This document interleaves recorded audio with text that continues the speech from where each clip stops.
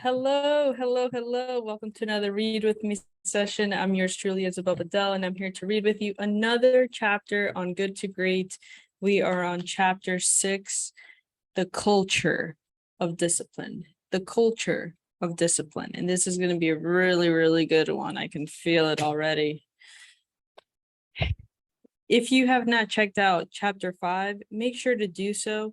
There's some concepts in there, like the hedgehog concept, that I know you will find really interesting.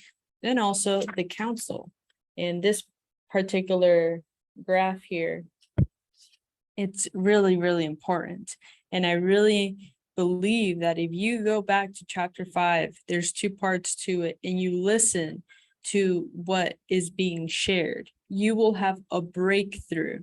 Literally, Jim, the writer of this book, he was sharing how his wife was able to quit her job, turned out graduate schools, and just focus on what her hedgehog concept was. And that basically took her all the way to actually winning her first Ironman, a worldwide battle. Okay. So by her winning her Ironman, she was able to overcome so many different obstacles, and shatter so many different, limiting beliefs that you may have. But once you get clear on the hedgehog concept, you're able to understand what aligns to you, there's no stopping you.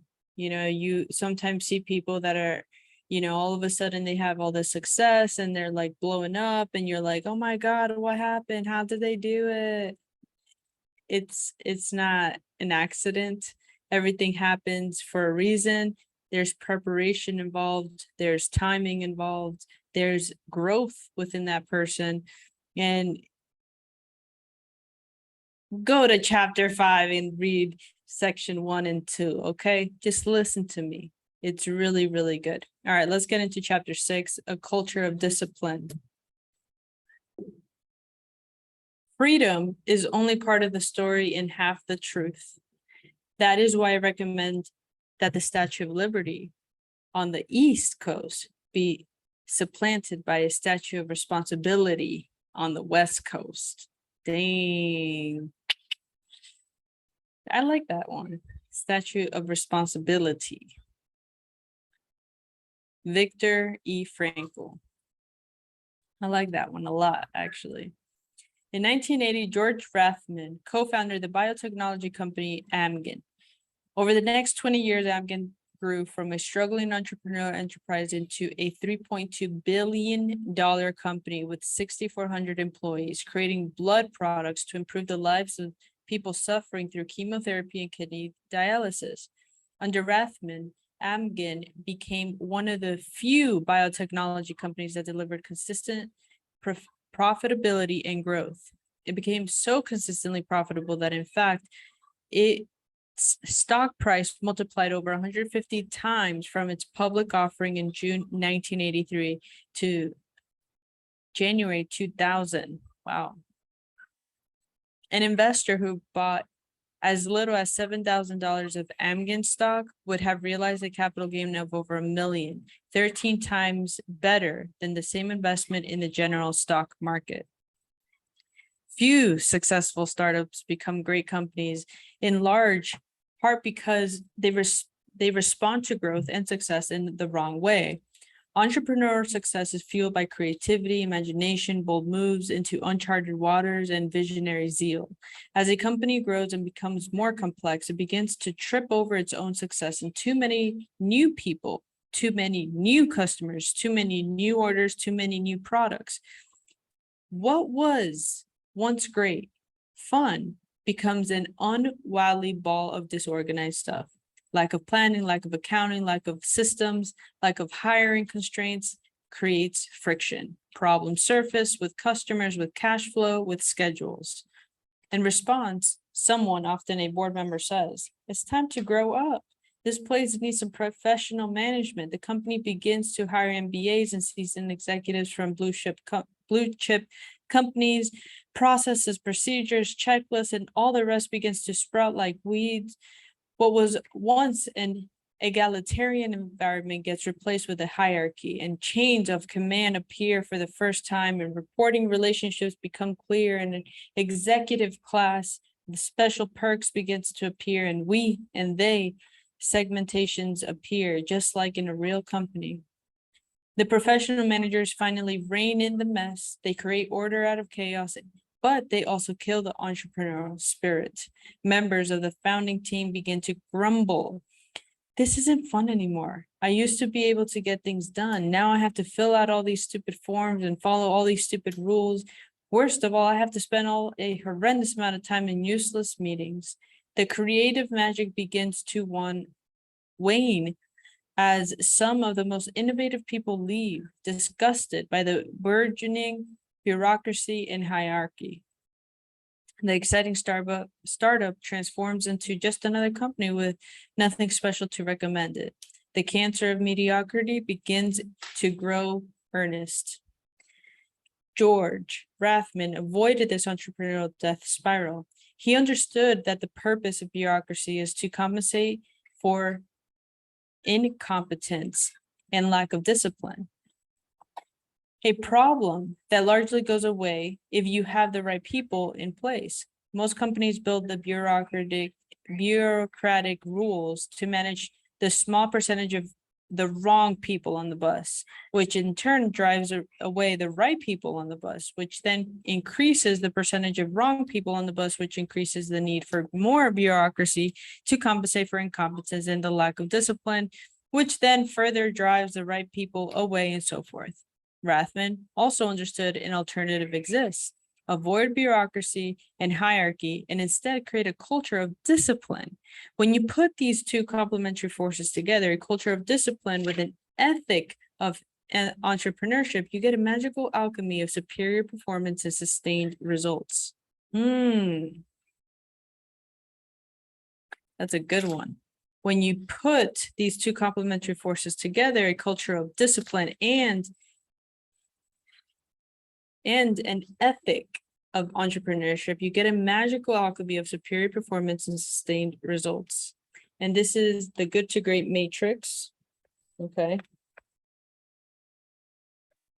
Really nice.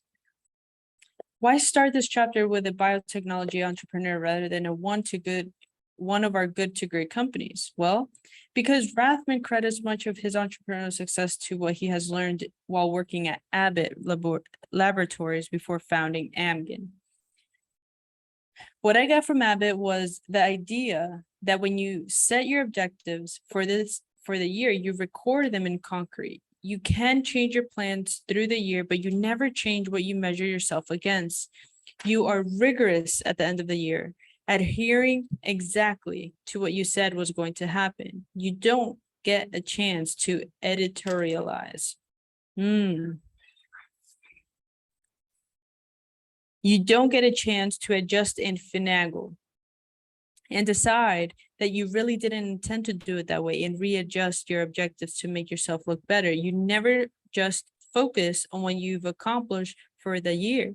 You focus on what you've accomplished relative to exactly what you said you were going to accomplish. And no matter how tough the measure, that was a discipline learned at Abbott, and that we carried into Amgen. Many of the Abbott disciplines trace back to 1968 when they hired a remarkable financial officer named Bernard Semler. Semler did not see his job as a traditional financial controller or accountant. Rather, he set out to invest and invent mechanisms that would drive cultural change. He created a whole new framework of accounting that he called responsibility accounting, wherein every item of cost, income, and investment would be clearly identified with a single individual responsible for that item. The idea, radical for 1960s, was to create a system wherein every Abbott manager in every type of job was responsible for his or her return on investment, with that same rigor that an investor holds an entrepreneur responsible. I freaking love that so much.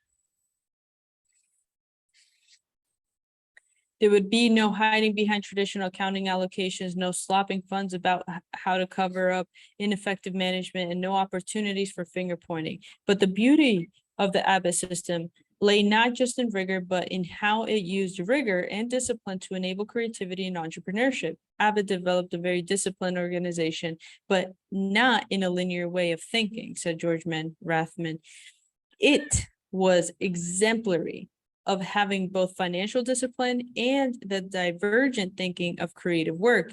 We used financial discipline as a way to provide resources for really creative work, and Abbott reduced its administrative costs as a percentage of sales to the lowest in the industry by a significant margin, and at the same time became a new product innovation machine like 3M, deriving up to 65% revenues from new products introduced in the previous 4 years.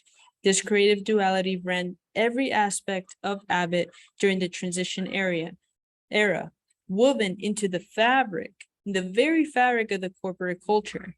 On the one hand, Abbott recruited entrepreneurial leaders and gave them the freedom to determine the best path to achieving their objectives. On the other hand, individuals had to commit fully to the Abbott system and were held rigorously accountable for their objectives. They had freedom, but freedom within a framework. Abbott instilled the entrepreneur's zeal for opportunistic flexibility, and we recognize that planning is priceless, but plans are useless, said one Abbott executive. But Abbott also had the discipline to say no to opportunities that failed the 3 circles test. While encouraging wide-ranging innovation within its divisions, Abbott simultaneously maintained fanatical adherence to the hedgehog concept of contributing to cost-effective healthcare.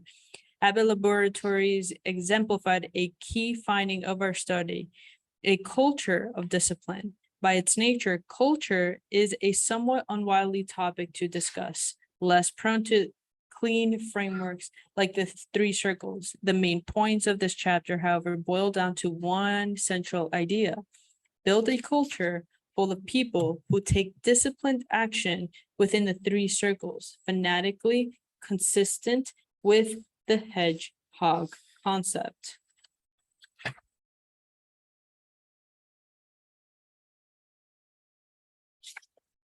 More precisely, this means the following. Number 1, build a culture around the idea of freedom and responsibility within a framework. And then 2, fill the culture with self-disciplined people who are willing to go the extreme lengths to fulfill their responsibilities. They will rinse their cottage cheese. Number 3, don't confuse a culture of discipline with a tyrannical disciplinarian. Number 4, adhere with great consistency to the hedgehog concept, exercising an almost religious focus on the intersection of the 3 circles. Equally important, create a stop doing list and systematically unplug anything extraneous. Freedom and responsibility within a framework. Yeah, let's get into this. This is number 1. Picture an airline pilot.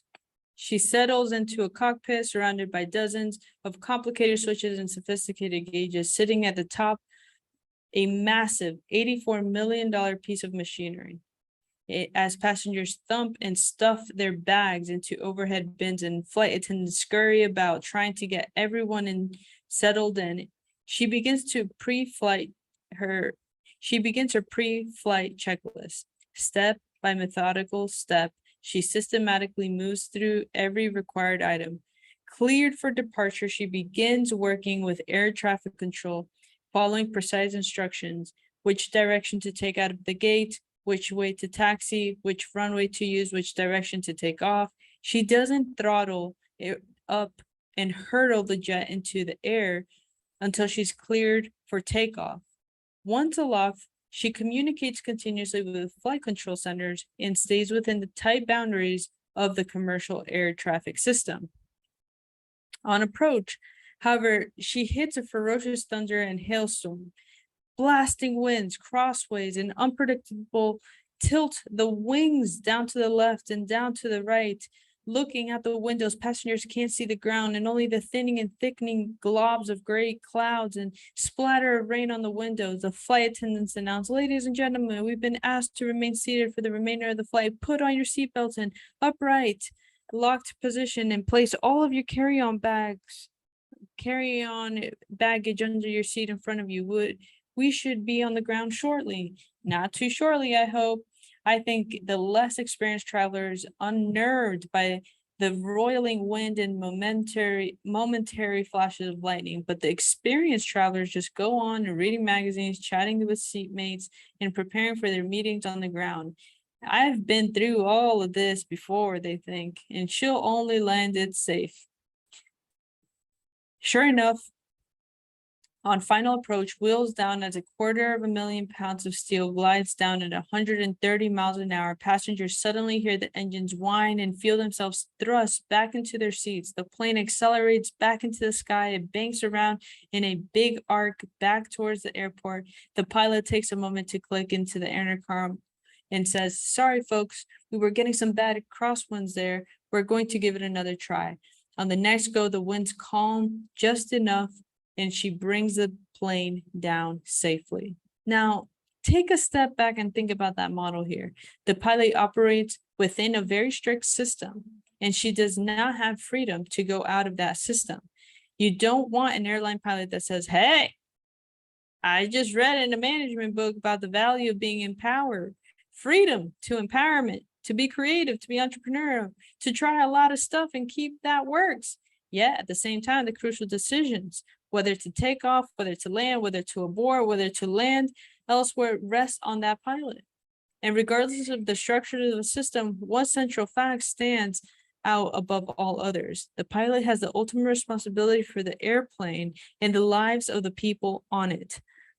The point here is not that a company should have a system as strict and inflexible as the air traffic system. And after all, if a corporate system fails, people don't die by the hundreds in burning, twisted hunks of steel. Customer service at the airlines might be terrible, but you almost are certain to get where you are going on in one piece. The point of this analogy is that when we looked inside the good to great companies, we were reminded of the best part of the airline pilot model: freedom and responsibility within the framework of a highly developed system. The good to great companies built a consistent system with a clear constraints, but they also gave freedom and responsibility within the framework of that system. They hired self-disciplined people who didn't need to be managed, and then managed the system, not the people. This was the secret to how we were able to run stores from a great distance by remote control, said Bill from Circuit City. It was the combination of great store managers who had ultimate responsibility for the individual stores operating within a great system. You've got to have management and people who believe in the system and who do whatever it is necessary to make that system work. But within the boundaries of that system, store managers had a lot of leeway to coincide with their responsibilities. And in a sense, Circuit City became to consumer electronics retailing what McDonald's became to restaurants. Not the most exquisite experience, but an enormously consistent one. The system evolved over time as Circuit City experimented by adding new items like computers and video players, just like McDonald's added the breakfast egg McMuffin. But at any given moment, everyone operated within the framework of the system. And that's one of the major differences between us and all of the others who were in the same business in the early 1980s, said Bill. They just couldn't roll it out further, and we could. We could stamp these stores out all over the country with great consistency. Therein lies one of the key reasons why Circuit City took off in the early 1980s and beat the general stock market by more than 18 times over the next 15 years. In a sense, much of this book is about creating culture of discipline. It all starts with disciplined people. The transition begins not by trying to discipline the wrong people into the right behaviors, but by getting self-disciplined people on the bus in the first place. Next, we have disciplined thought. You need the discipline to confront the brutal facts of reality while retaining resolute faith that you can and will create a path to greatness. Most importantly, you need the discipline to persist in the search for understanding until you get your hedgehog concept. Finally, we have disciplined action, the primary subject of this chapter. This order is important. The comparison companies often try to jump right to disciplined action, but the disciplined action without disciplined people is impossible to sustain. And disciplined action without disciplined thought is a recipe for disaster. Indeed, discipline by itself will not produce great results. We find plenty of organizations in history that have had tremendous discipline and that marched right into disaster with precision and in nicely formed lines. No, the point is the first get disciplined. The first is to get disciplined people who engage in very rigorous thinking, who then take disciplined action within the framework of a consistent system designed around the hedgehog concept.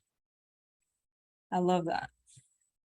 I love that. And I feel like it's something that I'm now understanding, I was always against the rules. Like I always tried to go against the grain, push the limits, especially in architecture school and everything that I've done. But as soon as you start bringing in different people, like things change. So without having that disciplined approach, like they mentioned, it's hard to grow something. And without consistency, there's no growth, at least sustainable growth. Rinsing your cottage cheese. That is going to be the next part of chapter 6, where we dive into the people, the thoughts, and the actions. This was just a little intro for you guys. So I'll see you in the next Read With Me session where we dive deeper into the people, disciplined thoughts, and disciplined action, and rinsing out this cottage cheese or whatever that might be. So let's get into that. Talk to you soon.